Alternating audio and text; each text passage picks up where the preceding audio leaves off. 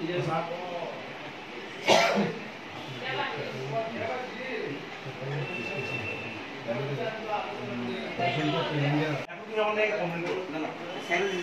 মারছে আমার খুব বেশি দুঃখ হয়েছিল, ঠিক আছে, আমি মারতাম পারি না এমন মানুষ, কিন্তু তোর আমার মানুষ ফিটটা ঠ্যাং মানে আমি কোন জায়গায় মানুষ করছি না।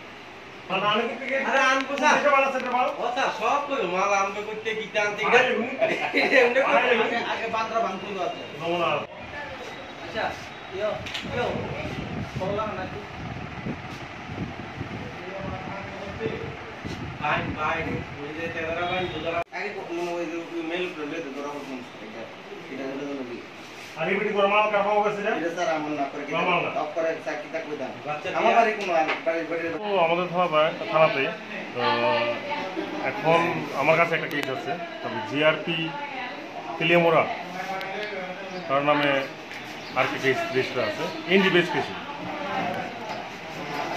এতদিন কেন পুলিশ ধরতে পারলো না তাহলে? সে তো বাড়িতে থাকে না, আমরা বিভিন্ন সময় রেড করেছি, সেই বাড়িতে পাওয়া যায়নি।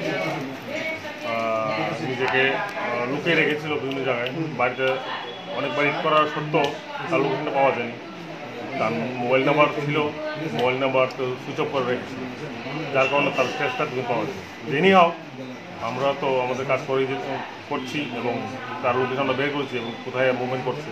আজকে একদম সঠিক তথ্য পেয়ে তার বাড়িতে গিয়েছি, স্টাফ নিয়ে মুভমেন্ট কনস্টেবল ছিল, তারপর ওকে ডিটেইন করেছি, ইন্টারোগেশন করেছি।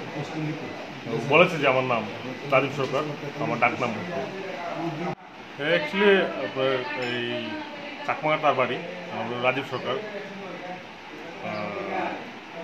আজকের থেকে ধরুন আমরা ফেব্রুয়ারি মাসে একটা কেস হিসেবে ছিল, এনডিবিএস কেস। তো সেই মূলে আমরা যে আসামি ধরছি, আসামির লগে যে ইন্টারভিউ করলাম, আসামি থেকে ইন্টারভিউ করার পর আমি জানতে পারলাম যে হিরোইন রিকভার করা হয়েছিল। এই হিরোইনটা অ্যাকচুয়ালি পজেসার ছিল, সাপ্লায়ার ছিল বুটু নামে একটি ছেলে, তার ভালো নাম হলো রাজীব সরকার।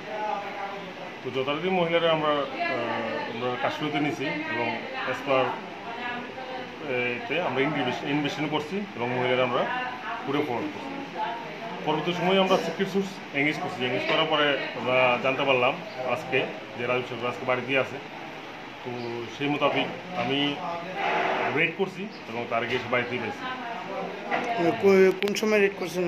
আজকে এখন তো প্রায় 20-25 মিনিট আগে।